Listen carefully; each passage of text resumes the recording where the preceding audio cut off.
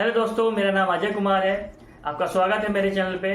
इस वीडियो में मैं आपको HTML के बारे में बताऊंगा।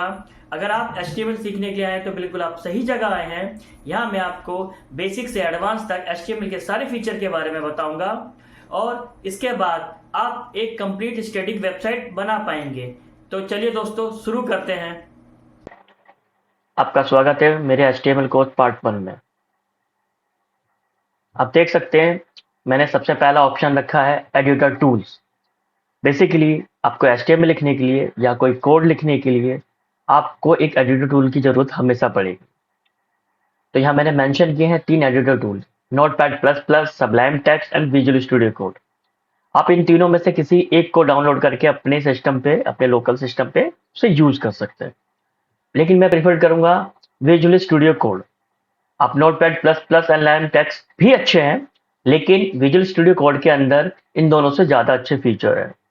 इसके अंदर ऑटो कोड के फीचर्स हैं, इसके अंदर पूरे प्रोजेक्ट को मैनेज करने के अच्छे ऑप्शंस हैं, इसके अंदर आप एआई को कनेक्ट कर सकते हैं। तो जब हम इसको यूज़ करेंगे तब इसके और फीचर्स के बारे में बताऊंगा। तो मैं प्रेफर करूंगा आप इसे डाउनलोड कर लीजिए। इसे डाउनलोड करना बहुत ही आसान है। आप गूगल क्रोम ओपन कीजिए। मैंने ऑलरेडी यहाँ पे मेंशन किया हुआ है, मैं आपको दोबारा से बताता हूँ। विजुअल स्टूडियो को आप टाइप कीजिए। यहाँ यहाँ आपको पहली वेबसाइट विजुअल स्टूडियो कोड की ही मिलेगी। यहाँ डाउनलोड ऑप्शन में आप जाइए। आप देख सकते हैं अगर आपका सिस्टम विंडो है या 1011 है तो आप इनमें से कोई भी एक डाउनलोड कर सकते हैं, और आपका अगर मैक है तो आप इसे डाउनलोड कर सकते हैं। इसे डाउनलोड करना बिल्कुल आसान है। इसे डाउनलोड कीजिए, इसे इंस्टॉल कीजिए, और जैसे ही आपके सिस्टम पे ये इंस्टॉल हो जाएगा तो ये कुछ इस तरीके से दिखेगा। यहाँ पे आप जाकर फाइल में अपनी न्यू टेक्स्ट फाइल ओपन कर सकते हैं और इसे सेव करेंगे। मैं डेस्कटॉप पे सेव करता हूँ। ये प्लेन टेक्स्ट है, लेकिन हमें इंडेक्स, बेसिकली हमको HTML यूज बनाना है, तो इंडेक्स कुछ भी नाम रख सकते हैं, इंडेक्स या part1.html। लेकिन आपको सेव टाइप में भी HTML एक्सटेंशन को सिलेक्ट करना होगा, part1। और जैसे मैं इसे सेव करूंगा part1.html, आप देख सकते हैं। तो ये एडिटर टूल बहुत ही अच्छा है। आप इसे डाउनलोड कीजिए और इसे यूज कीजिए। अब हम बात करेंगे foundation of web. Basically foundation of web means कि जो भी वेब से, जो वेब यानी वेबसाइट, इसके अंदर जो सबसे बेसिक चीज है, जो इनका जो बेस है, वो बेसिकली HTML और CSS ही है। और CSS से भी पहले HTML है। विदाउट HTML आप कुछ भी, कोई भी वेब एप्लीकेशन नहीं बना सकते हैं। कुछ भी, हम कोई पेज ही क्रिएट नहीं कर सकते हैं HTML के बिना। अब ये एक बहुत बेसिक क्वेश्चन पूछने जा रहा हूं मैं आप लोगों से। जब भी आप कोई वेबसाइट ओपन करते हैं अपने ब्राउजर पे, तो आपको पता है जो कोई भी वेबसाइट आपके ब्राउजर पे ओपन होता है वो किसी भी लैंग्वेज में बना हो, चाहे वो जावा में हो, .NET में हो, PHP में हो, किसी भी लैंग्वेज में हो। लेकिन जब वो पेज रेंडर होता है और आपके ब्राउजर पे लोड होता है तो वो एक HTML पेज ही होता है, चाहे वो किसी भी लैंग्वेज में बना हो। लेकिन जब वो ब्राउजर पे रेंडर होगा और लोड होगा तो वो एक कंप्लीट HTML पेज होगा। मैं आपको दिखाता हूं। जैसे मैंने already visual studio code open किया, इसके आप व्यू सोर्स को ओपन कीजिए।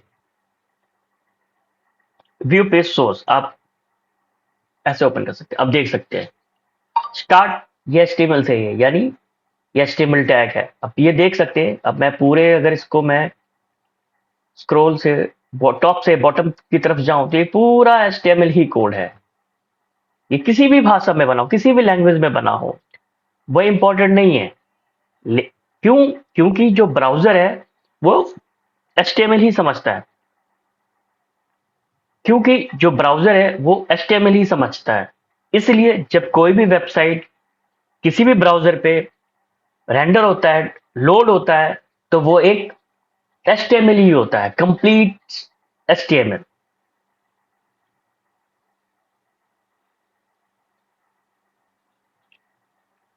अब बात करते हैं CSS की। हम ये कैसे कह सकते हैं कि CSS भी फाउंडेशन ऑफ वेब है, मीन्स बेसिक चीज है ये भी एक वेब के लिए।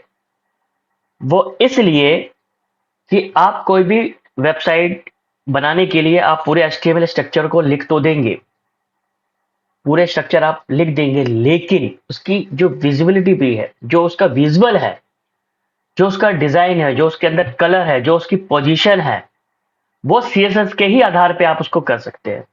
उदाहरण के तौर पे आप देख सकते हैं कि टॉप सेक्शन के अंदर ये आपके मेन्यू है, मिडिल सेक्शन के अंदर ये डाउनलोड विजुअल स्टूडियो कोड का एक सेक्शन बना हुआ है, नीचे फुटर है।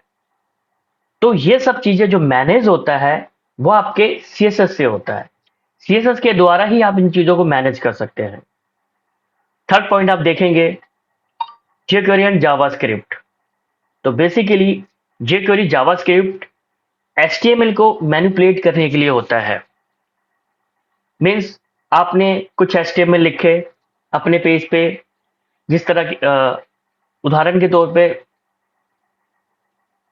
मैं किसी भी टेक्स्ट पे या किसी भी सेक्शन में कुछ इफेक्ट देना चाहता हूं या कोई इवेंट फायर करना चाहता हूं किसी भी क्लिक इवेंट वगैरह पे, तो उसके लिए मुझे jQuery या जावास्क्रिप्ट की ही जरूरत पड़ेगी।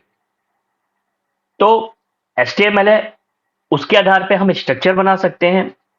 CSS है, उसके द्वारा हम लोग पूरे विजुअलाइज को ठीक करते हैं, पोजीशन सेट करते हैं, एक डिजाइन पैटर्न देते हैं जो हमने फोटोशॉप में या फिग्मा में या किसी भी डिजाइन टूल में जिस डिजाइन को हमने बनाया उसके जैसा हम लोग CSS का यूज करके अपने HTML पेज को वैसा बनाते हैं। jQuery जावास्क्रिप्ट के द्वारा हम लोग अपने किसी भी HTML टैग पे, किसी भी HTML कोड पे, किसी भी पोजीशन पे और किसी भी टाइम पर हम कुछ ऐसे इवेंट को ऐड कर सकते हैं जो हमें रिक्वायरमेंट हो। तो इसीलिए कहा जाता है कि जो HTML है, CSS है, jQuery और जावास्क्रिप्ट है, बेसिकली ये बेसिक है, फाउंडेशन है वेब के लिए। तो पार्ट 1 में इतना ही। Thank you guys, thank you very much. Please अगर आपको वीडियो अच्छा लगे तो like and subscribe. Thank you.